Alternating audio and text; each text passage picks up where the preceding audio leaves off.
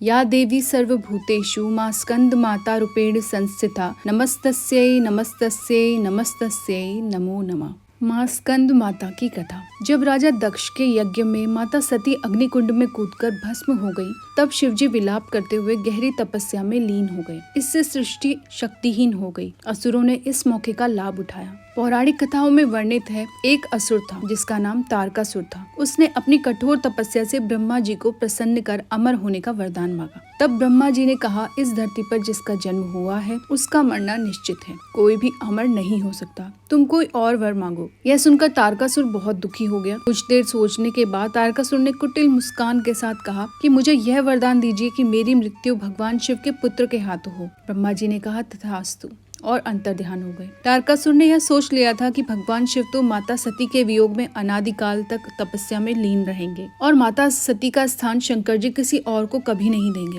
अतः वे तो अब विवाह करेंगे ही नहीं, और उसकी मृत्यु जो कि शंकर जी के पुत्र के हाथों होनी है, बिना शिव जी के विवाह किए उसका जन्म लेना भी संभव नहीं है। इस प्रकार से तारकासुर स्वयं को अमर ही समझ बैठा था। वह बहुत ही शक्तिशाली और क्रूर था। यह वरदान मिलने के बाद उसने देवताओं पर अत्याचार करना शुरू कर दिया। देवतागण बहुत परेशान हो गए और उन्होंने ब्रह्मा जी से मदद मांगी। ब्रह्मा जी ने कहा, तारकासुर का अंत शिव पुत्र ही कर सकते हैं। यह सुनकर इंद्र और समस्त देवतागण भगवान शिव के पास पहुँचे और उनसे इस सृष्टि को तारकासुर से मुक्ति दिलाने का निवेदन किया। शिवजी ने सभी देवताओं को इस समस्या से मुक्त कराने का वचन दिया। तब भगवान शंकर माता पार्वती के अपने प्रति अनुराग की परीक्षा लेते हैं और माता पार्वती की तपस्या से प्रसन्न होकर उनसे विवाह करते हैं। विवाह के बाद शिव पार्वती के पुत्र स्कंद कार्तिकेय जी का जन्म हुआ। कार्तिकेय जी बाल अवस्था से ही बहुत वीर और शक्तिशाली थे। उन्होंने दुष्ट असुरों का संहार शुरू कर दिया। तब माँ पार्वती ने अपने पुत्र भगवान स्कंद कार्तिकेय जी का दूसरा नाम को युद्ध के लिए प्रशिक्षित करने हेतु स्कंद माता का रूप लिया